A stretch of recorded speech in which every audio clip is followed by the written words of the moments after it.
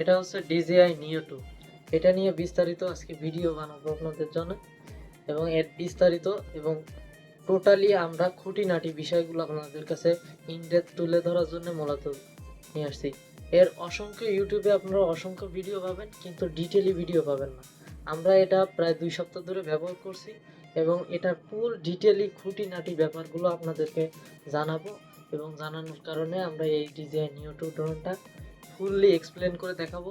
এর কোনভাবে ফুটেজগুলো নিলে আসলে কেমন হবে, কিভাবে ব্যবহার করলে কেমন হবে, সেসব বিষয় বিস্তারিত নিয়েই আজকের ভিডিও থাকছে। পুরো ভিডিও নিয়ে থাকছি আমি এক্স আপনাদের সাথে। আপনারা দেখতে পাচ্ছেন RCR VDX টেক।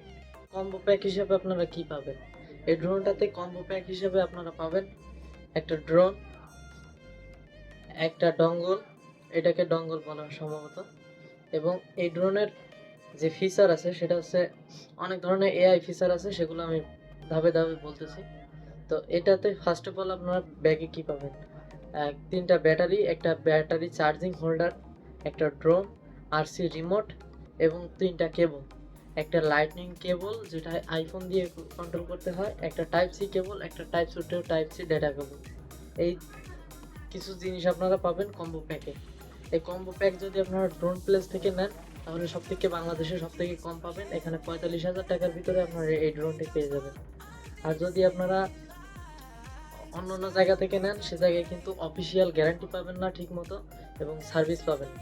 এখন এই ড্রোনের কিছু খারাপ দিক আছে, ভালো দিক আছে, যেগুলো আপনাদের সামনে অবশ্যই তুলে ধরব। ফার্স্ট অফ অল, এটার ভিডিও কোয়ালিটি নিয়ে আলোচনা করাটা আসলে বেশি গুরুত্বপূর্ণ। এই ড্রোনটার video quality 4K 60 fps max, এবং এটাতে স্লোমো করা যায় 4K 120 fps। এবং এই ড্রোনটা দিয়ে ভার্টিক্যালি, অনেকে আছে ভার্টিক্যালি ভিডিও করতে চান, ভার্টিক্যালি ভিডিও করা যায় 2K 30 fps এ।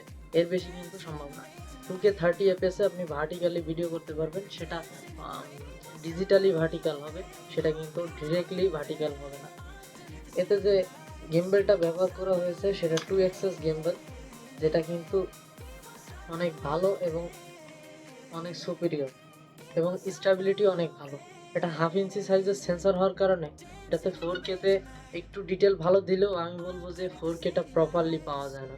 এটাতে ডিটেল কিছুটা কমই, এবং এর ক্যাম্বেলটা দেখতে পাচ্ছেন যে আসলে খুবই কাজের, এবং অন্যান্য নন ব্র্যান্ডের যে সমস্ত ড্রোনগুলো আছে সেগুলোর তুলনায় অনেকটাই ইউজফুল। এটা এটা চালানোর জন্য অনেক কিছু করা যায়, বা কিভাবে চালাতে হয় সেসব বিষয় বিস্তারিত আপনারা অনেক ভিডিওতে পাবেন, তাই আমি মনে করি এই ভিডিওতে দেখানোর প্রয়োজন নাই।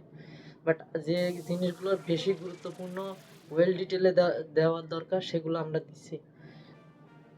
এখানে আপনারা দেখতে পাচ্ছেন এখানে একটা সেন্সর আছে এবং তলে আরেকটা সেন্সর আছে। এই দুইটা সেন্সর দিয়ে অবস্টিক্যাল অ্যাভয়েডেন্স কিন্তু ডিটেক্ট করতে পারে, যেটা কিন্তু আপনারা নিওতে পাবেন না। অর্থাৎ শুধু DJI নিও যে ড্রোনটা আছে সেটাতে পাবেন না, এটাতে পাবেন। এটাতে আরও অনেক বেশি ফিচার আছে, যেমন আপনি রিমোট ছাড়া চালাতে পারবেন, এবার রিমোট সহ চালাতে পারবেন, এবং মোবাইল দিয়ে চালাতে পারবেন। 3টা ওয়েতে এটা অপারেটিং করা যায়। এখন রিমোট ছাড়া আপনি কতটুকু পাবেন? আপনি সর্বোচ্চ 4 মিটার দূরে নিতে পারবেন, এবং আপনার হাতের ইশারার মাধ্যমে বিভিন্নভাবে এটা মুভ করা সম্ভব হয়। এবার কথা হচ্ছে যে এটার যে ভিডিও কোয়ালিটি, এটা লো লাইট ফিচার কেমন? স্ক্রিনে আমি দিয়ে দিচ্ছি লো লাইটে এটা ভার্টিক্যালি এবং হরিজন্টালি এটা লো লাইট পারফরমেন্স কেমন। এর যে ক্যামেরাটা আছে সেটাতে অ্যাপারচার 1.8 এর একটা সেন্সর ব্যবহার করা হয়েছে, ক্যামেরার লেন্স ব্যবহার করা হয়েছে, যার কারণে লো লাইটে কাজ চালানোর মতো হয়, কিন্তু সিনেম্যাটিক কাজের জন্য এটা আসলে উপযোগী না। বাট আপনার দরকার, বাজেট হিসাব করলে এই বাজেটে এনাফ।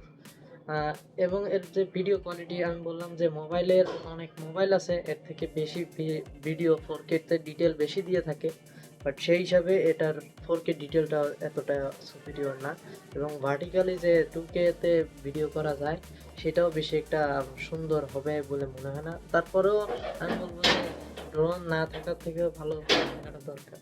এবার কথা বলি এটা চার্জিং ব্যাকআপ নিয়ে। এটা চার্জিং ব্যাকআপ আপনি যদি নব খুলে ফেলেন তাহলে 17 মিনিট পাবেন কিনা জানি না। 17 মিনিটের বেশি পাইতে পারেন, বা হাফ মিনিট বেশি পাইতে পারেন, এটাই 30 সেকেন্ড বেশি পাইতে পারেন বা কম পাইতে পারেন, এরকম। আর যদি আপনি এই গার্ডটা, আমি বলবো যে না খুলে চালানোই ভালো, এটা গার্ডটা আসলে অনেক কাজের। তো এটা দিয়ে আপনি 17 মিনিট ব্যাকআপ পাবেন স্পোর্টস মোডে।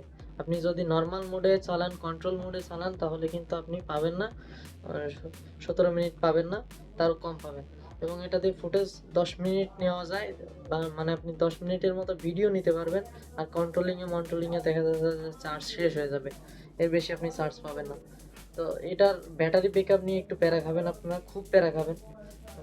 মানে আপনি ড্রোনটা আসলে সেইভাবে ফ্লাই করতে, এটা দিয়ে আপনারা 10 কিলোমিটার, এর যে আরসি রিমোট আছে সেটা দিয়ে 10 কিলোমিটার পর্যন্ত রেঞ্জ পাইলেও বাস্তবিক অর্থে আপনারা 1 কিলোর বেশি নিয়ে যেতে পারবেন না। আর 1 কিলোমিটার নিয়ে যেতে পারবেন শুধুমাত্র স্পোর্টস মোডে। যদি নর্মালি কন্ট্রোল মোডে নিয়ে যান, কন্ট্রোল মোডে আপনারা 1 কিলো নিয়ে যেতে পারবেন না, 500 মিটার পর্যন্ত সর্বোচ্চ নিয়ে যেতে পারবেন।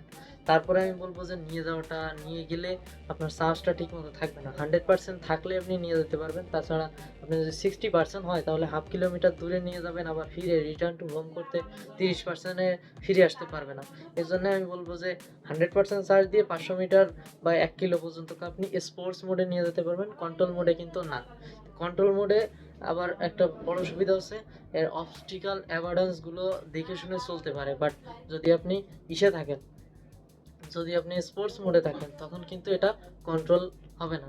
অর্থাৎ যে ফাঁকা জায়গা দেখলে কিন্তু নিজেকে সেভ করবে না, এখানে একটা বড় সমস্যা হয়ে দাঁড়াবে। তো এক্ষেত্রে আমি বলবো যে স্পোর্টস মোডে না চালানোই বেটার। আমি আজকে নর্মালে 2 থেকে 3 বার এটা রিক্রাশ করছি স্পোর্টস মোডে চালানোর কারণে। তো এটার কারণে ড্রোন অনেকবার পড়ে গেছে, মাটি কাদা লেগে গেছে, অনেক ক্ষতি হওয়ার সম্ভাবনা থাকে। আর একটা ড্রোনের কিন্তু অনেক দাম। আর আমি জানি যে এই ড্রোনটা তারাই কিনবে যাদের টাকা আসলে একটু কম আছে। আমি বলবো যে আপনারা স্পোর্টস মোডে না কন্ট্রোল মোডে চালান, সেটাই এনাফ। স্পোর্টস মোডে চালানোটা আসলে রিস্ক হয়ে যাবে। এবার এটার ব্যাটারি ব্যাকআপ তো এমনি ভালো না, তবে যদি চান যে না একটু কম দামে একটু ভালো কিছু নেবেন, কোয়ালিটিফুল চান, তাহলে এটা নিতে পারেন। আর আমি বলবো যে যদি নেওয়ারই হয় ড্রোন প্লেস থেকে নেন, কারণ ড্রোন প্লেসের সার্ভিস এবং তাদের যে ওয়ারেন্টি সিস্টেম, আপনি ওখানে নিয়ে যাবেন বা কুরিয়ার করে তাদের কাছে পাঠিয়ে দিলে এটা কিন্তু তারা ওয়ারেন্টির ভিতরে থাকলে আপনাকে ডিরেক্টলি ফ্রিতে আপনাকে রিপ্লেস করে এনে দিবে, 1 টাকাও নিবে না। তো সেই জায়গায় আপনি যদি অন্য কোনো জায়গা থেকে নেন, যেমন যমুনা ফিচার পার্কের ক্যামেরা ওয়ার্ল্ডের থেকে নেন, ক্যামেরা ওয়ার্ল্ডের থেকে নিলে এটা আপনার 10 থেকে 12 হাজার টাকা পরে গুনতে হইতেও পারে। তাই আমি বলবো যে আপনারা কম দামেই পাবেন, এত কম দামে পাবেন না। আপনারা ড্রোন প্লেসে যেমন কম দামে পাবেন, অন্য জায়গায় কোথাও এরকম কম দামে পাবেন না, এটাই বলতে পারি। এটা আসলে বলাটা একটু গুরুত্বপূর্ণ ছিল। আর এর ফুটেজ কোয়ালিটিগুলো আপনারা স্ক্রিনে দেখতেই পাচ্ছেন যে এর ফুটেজগুলো কেমন। এর 4K ফুটেজটা আসলে কাজে লাগাতে পারবেন। কালারটা, বিশেষ করে এর কালারের কারণে অনেক ডিটেল মনে হয়।